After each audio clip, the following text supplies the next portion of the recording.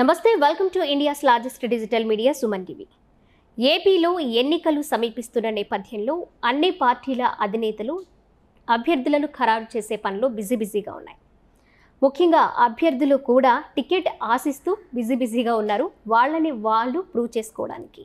So ప్రస్తుతం మనం చిత్తూరు జిల్లా తంబళ్లపల్లి నియోజకవర్గం జనసేన టీడీపీ ఉమ్మడి టికెట్ ఆశిస్తున్న కొండా నరేంద్ర గారు మనతో పాటు ఉన్నారు, మాట్లాడేద్దాం. నమస్తే సార్.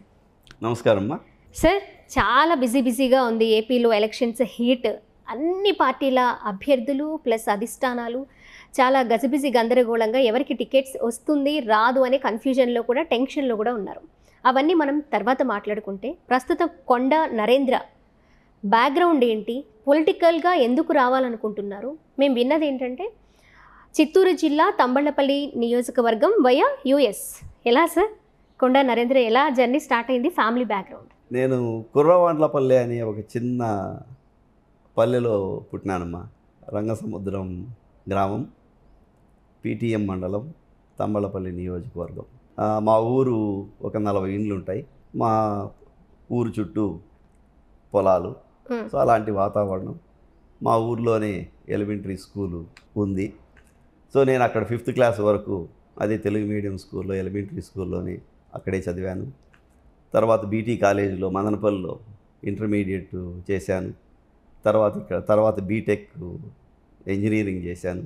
ఇంజనీరింగ్ చేసిన తర్వాత ఉన్నత చదువులకు అమెరికాకు వెళ్ళి అక్కడ మాస్టర్స్ చేయడము, ఎంఎస్ కంప్లీట్ చేసిన తర్వాత అక్కడే ఒక చిన్న ఇంజనీర్గా చేరడం. గత 30 ఏళ్ళుగా ఒక చిన్న ఇంజనీర్ స్థాయి నుంచి ఇప్పుడు ప్రపంచంలో 5 లార్జెస్ట్ కంపెనీస్ ఉంటే, టాప్ 5 లార్జెస్ట్ కంపెనీస్ ఉంటే ఆ 5th లార్జెస్ట్ కంపెనీ ఎన్విడియా అనే కంపెనీలో ఒక వైస్ ప్రెసిడెంట్ స్థాయికి ఎదిగానమ్మా. సార్, మీరు అక్కడి నుంచి పొలిటికల్ జర్నీ ఎందుకు స్టార్ట్ చేయాలనుకుంటున్నారు? పొలిటికల్ బ్యాక్గ్రౌండ్ ఏమైనా మీ ఫ్యామిలీలో ఉందా? కొన్ని వందల ఏళ్ళ నుంచి మేము అక్కడ ఉన్నవాళ్ళమమ్మా. దశాబ్దాలు కాదు, 100 సంవత్సరాల నుంచి ప్రజలతో మమేకమై ఉన్న కుటుంబం మాది. ఓకే. రాజకీయాల్లో చాలా యాక్టివ్గా ఉన్నవాళ్ళం. మా మామ కానీ, మా చిన్నాన్న కానీ, మా అన్నలు కానీ సమితి ప్రెసిడెంట్లుగా చేశాం. ఇంతకుముందు ఎమ్మెల్యేకి ముందు సమితి అనేది ఉండేది. సమితి ప్రెసిడెంట్కే ఎక్కువ పవర్స్ ఉండేవి ఆ కాలంలో ఎమ్మెల్యే కంటే. అట్లా సమితి ప్రెసిడెంట్లుగా చేశాం. ఎంపీపీ మండల ప్రజా పరిషత్తు ప్రెసిడెంట్లుగా చేశాం. సర్పంచులుగా చేశాం. కాబట్టి రాజకీయాలు అనేది మాకేమీ కొత్త కాదు. నేను 8వ క్లాస్ 10వ క్లాస్లో ఉన్నప్పుడే సమితి ప్రెసిడెంట్కి వెళ్ళి ప్రచారం చేసిన వాడిని. కాబట్టి పాలిటిక్స్ అనేటివి మా రక్తంలోనే ఉంది ముందు నుంచి. పరోక్ష రాజకీయాలు మీకు కొత్త ఏమీ కాకపోవచ్చు, ప్రత్యక్ష రాజకీయాల్లోకి ఎంటర్ అవ్వాలనుకుంటున్నారు. మీ సక్సెస్ ఎలా ఉండబోతుందని అనుకుంటున్నారు నరేంద్ర గారు? తెలుగుదేశం పార్టీ ఆవిర్భావం నుంచి మేము తెలుగుదేశం పార్టీలోనే ఉన్నాము. 2009లో మాకు అవకాశం రాలేదు. అంతకుముందు ఎమ్మెల్యేగా నిలబడడానికి మా ఆకాంక్ష ఉండింది మాకు. అప్పుడు ఎమ్మెల్యేగా నిలబడడానికి మాకు అవకాశం రాలేదు. అప్పుడు ప్రజారాజ్యం పార్టీ రావడం, ప్రజారాజ్యం పార్టీలో ప్రజారాజ్యం పార్టీ స్థాపించడానికి ఒక ముఖ్య కారణం చిత్తూరు జిల్లాలో నేను అమెరికా నుంచి వచ్చేసి ఇక్కడ చాలా కష్టపడి పార్టీని స్థాపించడంలో ఒక ముఖ్య పాత్ర పోషించాను. అప్పుడు ఆ విధంగా చేసి తర్వాత ఎలక్షన్లో అయితే నేను నిలబడలేదు అప్పుడు 2009లో. తర్వాత 2014లో నేను మళ్ళీ రాజకీయాలకి ఇక్కడికి రావడం, ఇక్కడికి వచ్చి మన తెలుగుదేశం పార్టీలో యాక్టివ్గా పనిచేయడం, నియోజకవర్గం అంతా సర్పంచులను నిలబెట్టడం, ఎంపీటీసీలను నిలబెట్టడం, అట్లా ఒక ముఖ్య పాత్ర పోషించడం. అప్పుడు ఒక ఎంపీగా నిలబడాల్సిన వాడిని రాజంపేట నియోజకవర్గానికి, పార్లమెంటరీ నియోజకవర్గానికి ఒక ఎంపీగా నిలబడాల్సిన వాళ్ళని. కానీ అప్పుడు బీజేపీ టీడీపీ పొత్తు వల్ల ఆ అవకాశము బీజేపీకి వెళ్ళడం, అప్పుడు నాకు అప్పుడు అవకాశం రాలేదు. ఇప్పుడు మళ్ళీ నేను ప్రజాజీవనంలో అలాగే కొనసాగుతూ ఉన్నాను, యాక్టివ్గానే ఉన్నాను.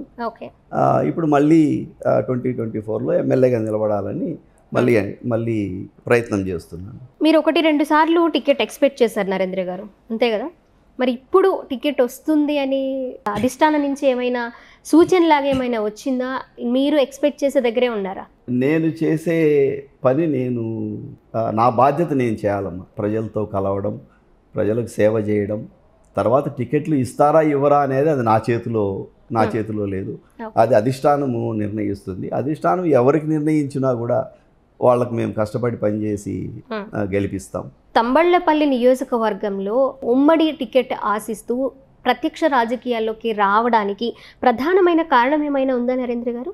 ముఖ్యమైన కారణము ఏమంటే మాకు first background information. Okay. Thamballapalli నియోజకవర్గం ఒక ఫ్యాక్షన్ రిడన్ ఒక కాన్స్టిట్యుయెన్సీ. పెత్తందారీతనం అనేది తరతరాలుగా వస్తూ ఉండింది. ప్రజలు అణిచివేయబడ్డారు. చాలా రాష్ట్రంలో, ఆంధ్ర రాష్ట్రంలో అతి వెనుకబడిన ప్రాంతం ఏది అంటే తంబళ్లపల్లి అని మాత్రం బల్లగుద్ది నేను చెప్పగలను. అది స్టాటిస్టిక్ కూడా తీసుకోవచ్చు, నేను ఊరికే చెప్పడంలే. You can take lot of statistics and look at the statistics. Based on the statistics you can say it is backward అని చెప్పొచ్చు. తర్వాత ఏమైంది, కాలం గడిచే కొద్దీ తెలుగుదేశం పార్టీ రావడము, ఇదంతా రావడం, పరిస్థితులు మారుతూ వచ్చినాయి. పెత్తందారీతనం నుంచి మేము బయటపడ్డాము అనుకునే తరుణంలో ఇప్పుడు మళ్ళీ ఈ 15 ఏళ్లలో మా నియోజకవర్గానికి సంబంధం లేని వాళ్ళు వచ్చి మా నియోజకవర్గంలో లీడర్స్గా ఉన్నారు. బెంగళూరు నుంచి ఒక అతను వచ్చాడు, ఎమ్మెల్యేగా పనిచేశాడు. వాళ్లకు మాకు అంటే మేము రైతులం, వాళ్ళు రియల్ ఎస్టేట్ వ్యాపారస్తులు. మా రైతులకు, మేము చిన్నకారు రైతులు, 3 ఎకరాలు 4 ఎకరాలు 5 ఎకరాలు చేసుకునే మేము రైతులకు వాళ్లకు ఎటువంటి కనెక్షను, సంబంధము అనేది లేదు. మా సమస్యలు ఏంటో అనేది వాళ్ళకి అర్థం కాదు అసలు. సో బెంగళూరు నుంచి ఒకరు వచ్చినారు, ఈ మధ్య పుంగనూరు నుంచి ఒకరు వచ్చినారు. 100 కిలోమీటర్లు మా నియోజకవర్గానికి అసలు కనెక్షనే కాదు, అది మా ఊరోళ్ళు కానీ కూడా కాదు. పుంగనూరు నుంచి ఒకరు వచ్చినారు. ఇట్లా బయట నుంచి ఇంపోర్ట్ అయ్యి మా దాని మీద వచ్చి పెత్తందారీతనం ఇప్పుడు చేస్తూ ఉన్నారు. సో ఆ వ్యవస్థ నుంచి మేము బయటపడాలా, మా రైతుల సమస్యలను మేము పరిష్కరించుకోవాలా అనే ఒక ముఖ్య ఉద్దేశంతో నేను దీంట్లోకి రావడం జరిగింది. ఓకే నరేంద్ర గారు, ఎక్కడి నుంచి వచ్చినా ఆ నియోజకవర్గం ప్రజలు నమ్మబట్టే కదా గెలిపించుకున్నారు. అలా ఇంకా సమస్యలు ఏమైనా ఉన్నాయి, వాళ్ళ పరిపాలనలో మేము లబ్ధి పొందలేదు అని మీ దగ్గరకు వచ్చి ఎవరైనా చెప్పడం జరిగిందా నియోజకవర్గంలోని ప్రజలు? ముఖ్యంగా రైతులమ్మా. మా నియోజకవర్గము ఒక 90-95% రైతులు. మాకు ఫ్యాక్టరీలు లేవు, ప్రాసెసింగ్ యూనిట్స్ లేవు, కోల్డ్ స్టోరేజ్ యూనిట్స్ లేవు. మాకు ఎటువంటి రైతులకు సంబంధించిన ఏవి కానీ మా దాంట్లో లేవు. Okay sir. సో రైతులు ఏదైనా పండించుకోవాలా, మేము పండించిన పంటను తీసుకొని మేము అమ్ముకోవాలా, దాంట్లో వచ్చే డబ్బే మాకు వరంబడి, మా ఇన్కమ్. మాకు గిట్టుబాటు కావడం లేదు. మేము పెట్టేది ₹1 అయితే మాకు వచ్చేది 25 పైసలు వస్తుంది మా చేతికి. అంటే ఏమి, 75-80% రైతులు అప్పుల్లో కూరుకుపోయినారు. అది పరిస్థితి. ఇప్పుడు ఏ రైతుని అడిగినా కూడా మీకు అదే చెప్తారు. అందరూ రైతులు నాకు కూడా అదే చెప్పింది. మేము ఎక్స్పీరియన్స్ చేస్తున్నాం, ఫస్ట్ హ్యాండ్ ఎక్స్పీరియన్స్ చేస్తున్నాం. మీరు మీ నియోజకవర్గంలో గెలవాలన్నా ప్రజల నమ్మకము, ప్రజల ఆదరణ చాలా చాలా అవసరం. మీరు కొన్ని వాళ్ళ ప్రాబ్లమ్స్ అయితే తెలుసుకున్నారు, ముఖ్యంగా రైతులు అన్నారు. మీరు టికెట్ ఆశించి మీరు అభ్యర్థిగా నిలబడి అదే నియోజకవర్గ ప్రజలు మిమ్మల్ని గెలిపించుకున్న తర్వాత రైతులకు మీరు ఏం చేయాలనుకుంటున్నారు, మీ వ్యూహం ఏంటి? ఇంకా ఏమైనా రైతులు కానివ్వండి, ఆ నియోజకవర్గం ప్రజలు కానివ్వండి, ఏమైనా సమస్యలు తీసుకొచ్చారా మీ దగ్గర? రైతులకు ఉన్న సమస్యలను పరిష్కరించాలి అనే గట్టి స్ట్రాంగ్ డిజైర్ అనేది నాలో ఉంది. నేను ఎలక్షన్స్ మీద ఆధారపడట్లేదు. గెలిచిన తర్వాత నేను ఏదో చేస్తానని నేనేమి ఇప్పుడు చెప్పడం లేదు. యాక్చువల్గా వీఆర్ ఆల్రెడీ డూయింగ్ ఇట్. నేను ఇప్పుడు చేస్తున్నా. ఇప్పుడు ఏం చేస్తున్నారు సార్? రైతు శిక్షణాకి శిబిరాలను కండక్ట్ చేస్తున్నాను. ఇప్పుడు టమాటా పంటను మేము 1 ఎకరాలో మేము పండించాలంటే ఒక రైతుకు మాకు వచ్చే ఖర్చు 1.5 లక్షల నుంచి 2 లక్షలు ఖర్చు వస్తూ ఉంది. కానీ మాకు పంట తీసుకొని మేము అమ్మితే మా చేతికి వస్తూ ఉండేది 50,000 వస్తూ ఉంది. అంటే 1 లక్ష నుంచి 1,50,000 రూపాయలు మేము నష్టపోతూ ఉన్నాం. దీన్ని ఏ విధంగా పరిష్కరించాలా అనేది. అవును, మాకు గవర్నమెంట్ నుంచి సపోర్ట్ కావాలా, గిట్టుబాటు ధరలు కావాలా, ఎస్, అది మాకు సహాయం కావాలి గవర్నమెంట్ నుంచి. కానీ అది ఒక్కటే మా సమస్యను పరిష్కారం చేసుకోలేము మేము. కాబట్టి మా సమస్యలను మేమే పరిష్కరించుకోవాలా అనే ఉద్దేశంతో రీసెర్చ్ సెంటర్ మాదిరి అగ్రికల్చరల్ వ్యవసాయ నిపుణులను తీసుకొని వచ్చి మా పల్లె దగ్గరనే, నాకు కొంత భూమి ఉంది మా పల్లె దగ్గరనే, ఆ భూమిలో వ్యవసాయ నిపుణులను తీసుకొని అక్కడ పెట్టాను. ఈ మధ్యనే ఒక 20 రోజుల క్రితం రైతు శిక్షణా శిబిరం అని చెప్పి ఒక హార్టికల్చర్ ఎక్స్పర్ట్స్ను, మేకలు ఎలా పెంచుకోవాలా, గొర్రెలు ఎలా పెంచుకోవాలా, ఆవులు ఎలా పెంచుకోవాలా, టొమాటోలు ఎలా పండుకోవాలా, అట్లా ఒక డిఫరెంట్ అగ్రికల్చరల్కి సంబంధించిన వీళ్ళను వాళ్ళందరినీ తీసుకొని వచ్చి ఒకరోజు శిక్షణా శిబిరము ఇచ్చినాం. అదే కాకుండా ఇప్పుడు మా వ్యవసాయ క్షేత్రంలో టాప్ రైతు వెంకటరామరాజు గారు అని చెప్పేసి రైల్వే కోడూరు నుంచి మా అదృష్టం కొద్దీ ఆయనతో ఒక సంబంధం, ఒక రిలేషన్షిప్ అంటూ ఏర్పడింది. ఆయన చీఫ్ మినిస్టర్ల నుంచి అవార్డు తీసుకున్నారు, ప్రెసిడెంట్ల దగ్గర నుంచి అవార్డులు తీసుకున్నారు, బెస్ట్ రైతు అని చెప్పి. జార్జ్ బుష్ను కలిసినారు. అట్లాంటి ఆయన మాకు ఒక దేవుడు మాదిరి మాకు పరిచయం అయినాడు. ఇప్పుడు ఆయన మా వ్యవసాయ క్షేత్రంలో ఉన్నారు. ఇప్పుడు రైతులు దాదాపు ఒక 50 మంది రైతులు, ఒక బ్యాచ్, ఒక 50 మంది రైతులను తీసుకొచ్చి మా వ్యవసాయ క్షేత్రంలో పెట్టి 2 నెలలు మేము ట్రైనింగ్ ఇస్తూ ఉన్నాం. అన్ని పద్ధతులన్నీ నేర్పిస్తున్నాం. అదే కాకుండా ఈ రైతులను మేము ఇజ్రాయెల్కి పంపిస్తున్నాం. ఒక్కొక్క రైతుకు 1,20,000 జీతము వస్తుంది అక్కడికి, ఇజ్రాయెల్లో. అట్లా శిక్షణా శిబిరాలు ఇచ్చి వాళ్ళకి సర్టిఫికేట్ ఇస్తున్నాం. వీళ్ళు ఈ పద్ధతులు మేము నేర్పించిన పద్ధతులని నేర్చుకున్నారు అని ఒక సర్టిఫికేట్ ఇచ్చి government of India and government of Israel ఒప్పందం చేసుకునేది ఈ మధ్యనే. గవర్నమెంట్ ఆఫ్ ఇండియా సహాయం చేస్తూ ఉంది ఇజ్రాయెల్కు, మేము ఫార్మర్స్ని మీకు పంపిస్తాము అని చెప్పి. ఈ గవర్నమెంట్స్లో ఇద్దరితో కోఆర్డినేట్ చేసి వీళ్ళకు ట్రైనింగ్ ఇచ్చి ఎవ్రీ మంత్ 50 మంది రైతులను మేము పంపిస్తున్నాం. అంటే ఏమి 50 కుటుంబాలను నెల మేము నిలబెడతా ఉన్నాం. నేను ఎలక్షన్స్ కోసం వెయిట్ చేయడం లేదు, ఎలక్షన్స్ అయిన తర్వాత నేను ఏం చేస్తానని మీకు చెప్పడం లేదు. I'm already doing it. ఇప్పుడు చేస్తున్నాను నేను. మరి అలాంటప్పుడు టికెట్ ఎందుకు సార్? అసలు టికెట్ ఎందుకు? ఎమ్మెల్యేగా నిలబడడం ఎందుకు? ఇదే చేయొచ్చు కదా. Yes, I can do it. కాకపోతే ఏమంటే దెర్ ఈస్ ఎ లిమిట్. ఒక పర్సన్ను ఇలాంటివి చేయాలంటే చేయొచ్చు, బట్ ఇంపాక్ట్ అనేది ఓన్లీ ఎ స్మాల్ రీజియన్ మాత్రమే మనం చేయగలం. But my idea is not to limit my self to small region. ఒక చిన్న ప్రాంతానికే కాదు, ఈ సమస్యలు నేను మాట్లాడుతూ ఉండేది మాకు తంబళ్ళపల్లి రైతులకే కాదు, ఆంధ్ర రాష్ట్రం రైతులకు ఉంది, ఇండియాలో ఉండే రైతులకు అందరికీ ఇదే సమస్యలు ఉన్నాయి. కానీ ఈ పద్ధతులన్నింటినీ మనము ప్రసారం చేయాలి. ఈ నాలెడ్జ్ అనేది మీకు తెలుసు, నాలెడ్జ్ అనేది వెరీ ఇంపార్టెంట్. ఒక తెలివంటూ మనం ఉంటే కానీ ఏదైనా పరిష్కారం చేసుకోవచ్చు. సో ఆ విధంగా రాజకీయాల్లోకి వచ్చి నాకున్న నాలెడ్జ్ను, నాకున్న రిసోర్సెస్ను ఇక నేను డిప్లాయ్ చేయగలిగితే మా ప్రాంతం రైతులే కాదు, మా తంబళ్ళపల్లి రైతులే కాదు, తంబళ్ళపల్లి నుంచి మదనపల్లికి మదనపల్లికి పక్కన వాళ్ళకి నేర్పిస్తాం, పుంగనూరు వాళ్ళకి నేర్పిస్తాం, కదిరి వాళ్ళకి నేర్పిస్తాం, పుట్టపర్తి వాళ్ళకి నేర్పిస్తాం. అట్లా రాష్ట్రం అంతా మేము నేర్పించాలనే మెయిన్ ఐడియాతో నేను దీన్ని స్టార్ట్ చేశాను. మళ్ళీ ఇప్పుడు కూడా టికెట్ విషయంలో భంగపడాల్సి వస్తే నరేంద్ర గారు ఏం చేస్తారు? ఎలాంటి స్టెప్ తీసుకుంటారు? టికెట్ వచ్చినా రాకపోయినా నేను చేసే కార్యక్రమాలు అయితే మేము ఆపం. ఓకే. ఎందుకంటే అది నిజంగా నేను చేస్తూ ఉండే పని, నాకు నిజంగా ఇష్టమైన పని. అంటే I love it, I like it. లేదంటే నేను చేసేవాడిని కాదు. నాకు టికెట్ రాకుంటే ఏం పర్లేదు, మా పొలం ఉంది, పొలం లేకపోతా, టమాటాలు పండిస్తా, కొర్రలు పండిస్తా, సామలు పండిస్తా, ఇప్పుడు పండిస్తున్నా, శనక్కాయలు పండిస్తా. So that's what I will do. అదే చేస్తాను నేను. రాజకీయాలు రాలేదనుకో, టికెట్ రాలేదు, హ్యాపీగా నేను నా సేద్యం నేను చేసుకుంటా. మీకు ఎన్ఆర్ఐ నరేంద్ర అని పిలవడం అంటే ఇష్టమా, పిలిపించుకోవడం ఇష్టమా, లేకపోతే రైతు నరేంద్ర అని పిలిపించుకోవడం ఇష్టమా, పొలిటీషియన్ నరేంద్ర అని పిలిపించుకోవడం ఇష్టమా? బై బర్త్ పుట్టుకతో రైతు కుటుంబంలో పుట్టిన వాడిని, నేను స్వయంగా సేద్యం చేసిన వాడిని, వ్యవసాయం చేసిన వాడిని. మీకు రేషం అంటారు, మీకు రేషం తెలిసిన పట్టుగూళ్ళు, రేషం అంటారు పట్టుగూళ్ళు. రేషం మేపిన వాడిని.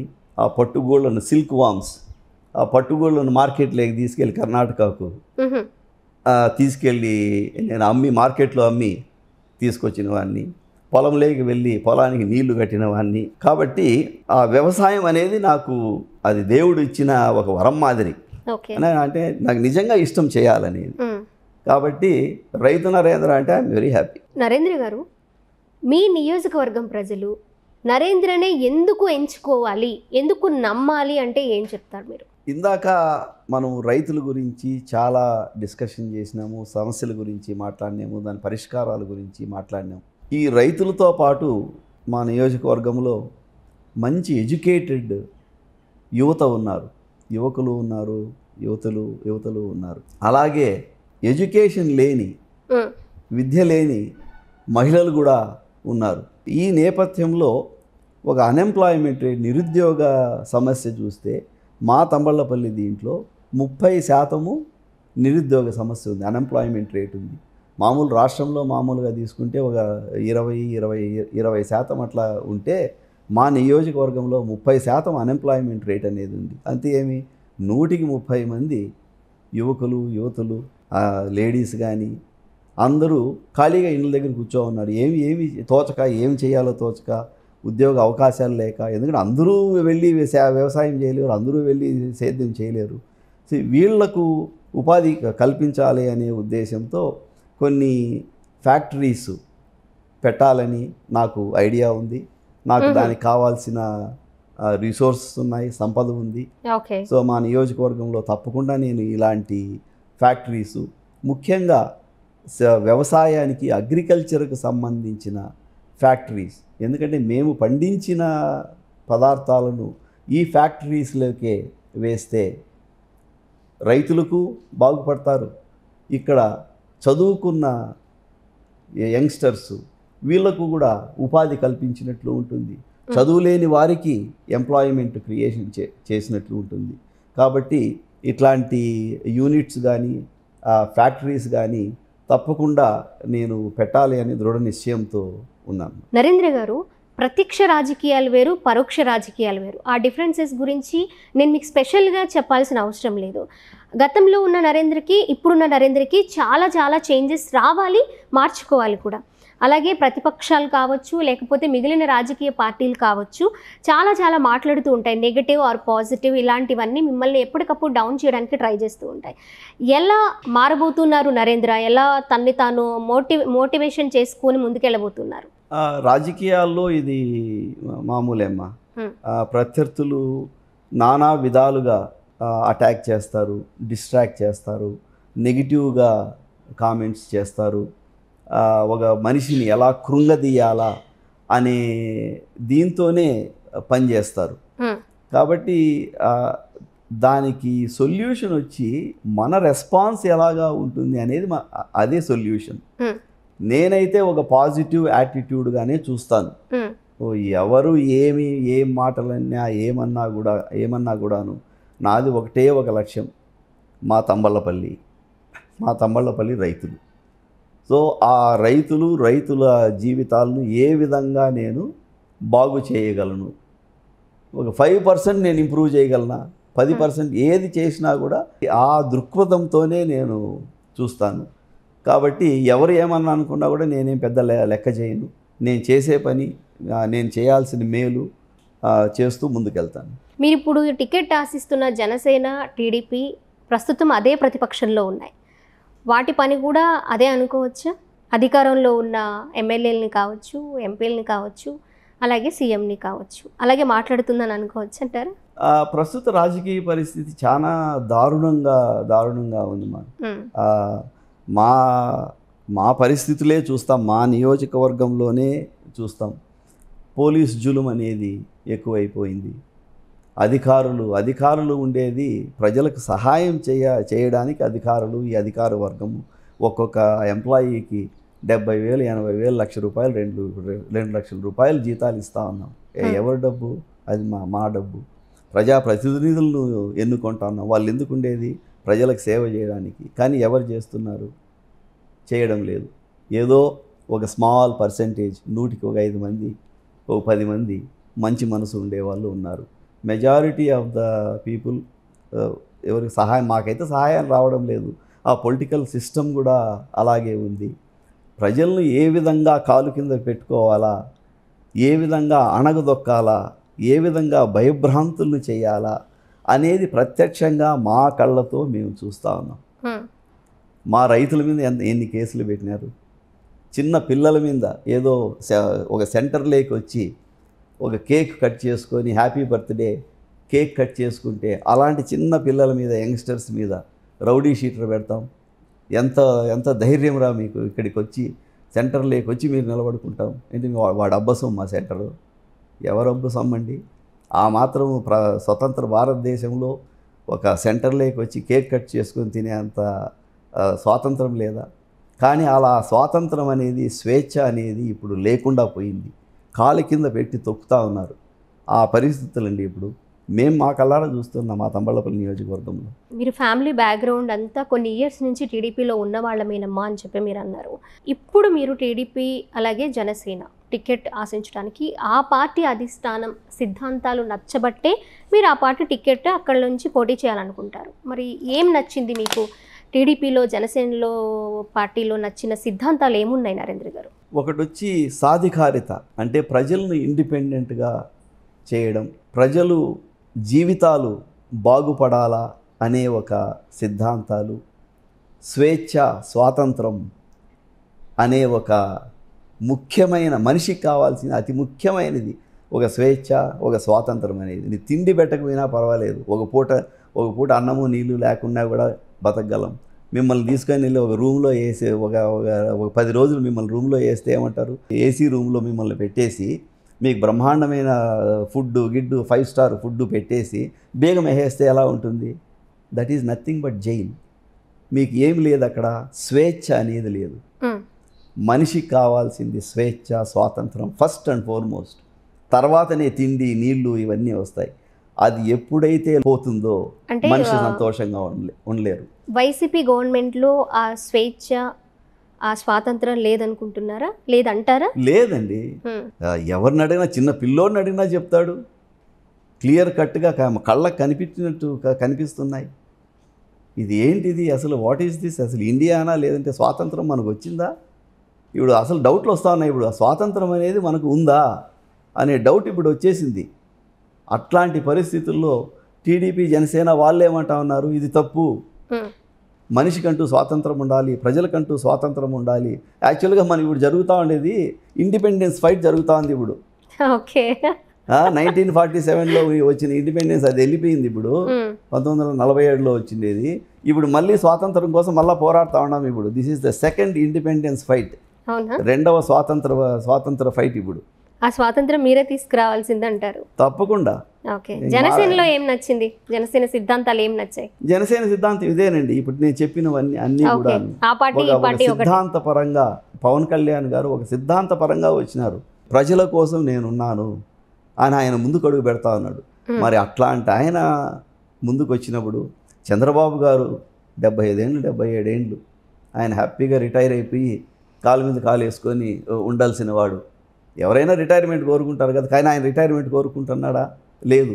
ఇప్పటికీ చిన్న యంగ్స్టర్ మాదిరి, చిన్న పిల్లవాడు మాదిరి ప్రజల్లోకి రావడం, ప్రజలకు సేవ చేయాలా, పాలిటిక్స్ నేర్పించడం, అట్లా చేస్తున్నారు.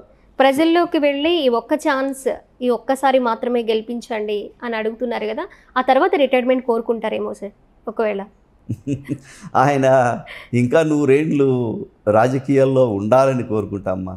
ఎందుకంటే అలాంటి చంద్రబాబు నాయుడు గారి అంత సిద్ధాంతపరమైన వ్యక్తి ఒక హానికి చేసినా కూడా మళ్ళీ ఎదుటివానికి మళ్ళీ హాని చేద్దామనే ఆలోచన కూడా ఆయనకు రాదు. పోతే పోన్లే అనుకునే అట్లాంటి వ్యక్తులు ఇంకా 100 ఏళ్ళు ప్రజా జీవితంలో ఉండాలా. అలాగే పవన్ కళ్యాణ్ గారు అన్నీ వదులుకొని ఒక సిద్ధాంతపరంగా వచ్చి ఆంధ్ర రాష్ట్రాన్ని మనం బాగు చేయాలా, మన రైతుల జీవితాలను బాగు చేయాలా, యంగ్స్టర్స్ జీవితాలను బాగు చేయాలా అని చెప్పి అట్లా మంచి సిద్ధాంతాలతో వచ్చిన వ్యక్తులు వీళ్ళందరూ. మరి వాళ్ళందరూ చేసేటప్పుడు నాలాంటి వాళ్ళు కూడా సైడ్ లైన్లో కూర్చోవడం మంచిది కాదు. నేను కూడా మంచి స్థానంలో, నేను ప్రపంచంలో 5 పెద్ద కంపెనీల్లో వైస్ ప్రెసిడెంట్, అంత 5th లార్జెస్ట్ కంపెనీలో వైస్ ప్రెసిడెంట్గా ఉన్నాను. నేను కూడా హాయిగా ఏసీ రూమ్లో కూర్చోవచ్చు. కానీ వీళ్ళందరినీ చూసిన తర్వాత అయ్యో వీళ్ళే ఇంత చేస్తున్నారు, మన వంతు మనం చేయకుంటే ఎట్లా అనే ఒక దీంతో నేను కూడా సిద్ధాంతపరంగా నేను కూడా దీంట్లోకి ఎంటర్ అవుతున్నాను. అదే మోటివ్తో ఉన్న జనసేన ప్లస్ టీడీపీని 2019 ఎలక్షన్స్లో ఎందుకు ప్రజలు తిరస్కరించారని అనుకుంటున్నారు? మీ ఒపీనియన్? అది రాజకీయ విశ్లేషకులు చేయాల్సిన చేయాల్సిందమ్మా. దాని మీద నాకే I don't have any comments on that. సరే 24లో ఎవరు ఖచ్చితంగా అధికారంలోకి వస్తారు అని అనుకుంటున్నారు? టీడీపీ, జనసేన, బీజేపీ ఉమ్మడి ఇది వస్తుందమ్మా. గవర్నమెంట్ తప్పకుండా వస్తుంది. Okay, there is no doubt in that one. Okay, మంచి మెజారిటీతో గవర్నమెంట్ వస్తుంది. There is no doubt. Okay, one question Narendra గారు, ఫైనల్గా రైతుల గురించి అడుగుదాం అనుకుంటున్నారు. మీరు ఇంతకు ముందు అన్నారు, మా నియోజకవర్గంలో నా దృష్టికి వచ్చిన సమస్య కావచ్చు, నేను గమనించిన సమస్య కావచ్చు, రైతులు మాత్రమే. రైతులు పడుతున్న కష్టాలు, వాళ్ళ ఇంప్రూవ్మెంట్, వాళ్ళకి కావాల్సిన స్వేచ్ఛ ప్లస్ ఐడియాలజీ, ఇవన్నీ కలిపి మీరు చెప్పుకొచ్చారు. రైతుల్లో ఎలాంటి మార్పు రావాలనుకుంటున్నారు, ఎలాంటి డెవలప్మెంట్ కావాలనుకుంటున్నారు, వారి కోసం మీరేం చేయాలనుకుంటున్నారు, మీ ప్లాన్ ఎలా ఉండబోతుంది? అవును. సో ఇందాక చెప్పినట్లు రైతులకు మా రైతులకు మాకు సమస్యలు ఉన్నాయి. ఆ సమస్యల పరిష్కారంలో నేనేం చెప్పాను, ఆర్గానిక్ ఫార్మింగ్, ప్రకృతి సేద్యం వైపు మళ్ళీ మనం వెళ్ళాలా అని ఒక సొల్యూషన్ చెప్పాను. ఇంకొక సొల్యూషన్ చెప్తాను. చాలా సొల్యూషన్స్ ఉన్నాయి. I will tell you one more. ఇంకొక పరిష్కారం చెప్తాను. ఒక కొర్రలు క్రాప్ తీసుకుందాం. నేను ఒక 4 నెలల క్రితం కొర్రలు పండించాను. ఒక 5 ఎకరాల్లో నాకు ఒక 50-60 బస్తాలు కొర్రలు వచ్చినాయి. సో నేను ఇప్పుడు ఆ కొర్రలను తీసుకుని నేను అమ్మితే నాకు కేజీకి అందాజుగా ఒక 40-50 రూపాయలు వస్తుంది. కానీ నా దగ్గర కొనుక్కున్న అతను ఏం చేస్తున్నాడు అని ఒకసారి చూద్దాం. సో 50 రూపాయలు రైతుకు వస్తూ ఉంది. కానీ నా దగ్గర తీసుకున్న రైతు ఏం చేస్తున్నాడంటే దాన్ని పొట్టు తీసేస్తాడు. ఒక చిన్న మెషిన్, పొట్టు తీసే మిషన్లో వేసేసి ఆ కొర్ర బీము తీసి ఒక్కొక్క కేజీ ప్యాకెట్లలో వేసి, ఇప్పుడు మీరు మా మదనపల్లికి వెళ్ళండి, లేదంటే బెంగళూరుకి వెళ్ళండి, అక్కడ 250కి అమ్ముతా ఉన్నారు కేజీ. సో ఇవి అది చూసిన తర్వాత ఒక రైతు ఆ పని చేయలేడా? ఏం కావాలి ఇప్పుడు? ఒక ప్రాసెసింగ్ యూనిట్ కావాలా. ఒక రైతులందరూ ఒక 5 మంది కలిసి 10 మంది కలిసి ఒక FPO అనేది ఉంది, ఫుడ్ ప్రాసెసింగ్ ఆర్గనైజేషన్స్ అని చెప్పి, రైతులు ఒక 5 మంది 10 మంది ఒక గుంపుగా తయారయ్యి గవర్నమెంట్ కూడా సపోర్ట్ చేస్తుంది FPO పెట్టుకోవడానికి. ఒక చిన్న 4 లక్షలు 5 లక్షలు పెట్టి ఒక ప్రాసెసింగ్ యూనిట్ వేసుకుంటే ఈ కొర్రలనే తీసుకెళ్ళి దాంట్లో వేసి కొర్ర బియ్యం తీసుకొని వాళ్ళే ఒక చిన్న ప్యాకేజింగ్, ఒక 50,000 రూపాయలు పెడితే ప్లాస్టిక్ ప్యాకింగ్ యూనిట్ వస్తుంది. ఒక కేజీలు దాంట్లో వేసి మనమే డైరెక్ట్గా షాప్స్కి అమ్మచ్చు, 200 రూపాయలకి అమ్మచ్చు. వాడు షాప్ వాడు 50 రూపాయలు లాభం పెట్టుకొనియండి. చూడండి, 50 రూపాయలు ఎక్కడ, 250 రూపాయలు ఎక్కడ, ఒక చిన్న ప్రాసెసింగ్. ఇది కష్టమైన పని కాదు. కాకపోతే ఏమిటంటే ఆ నాలెడ్జ్ అనేది లేదు రైతుల్లో లేదు.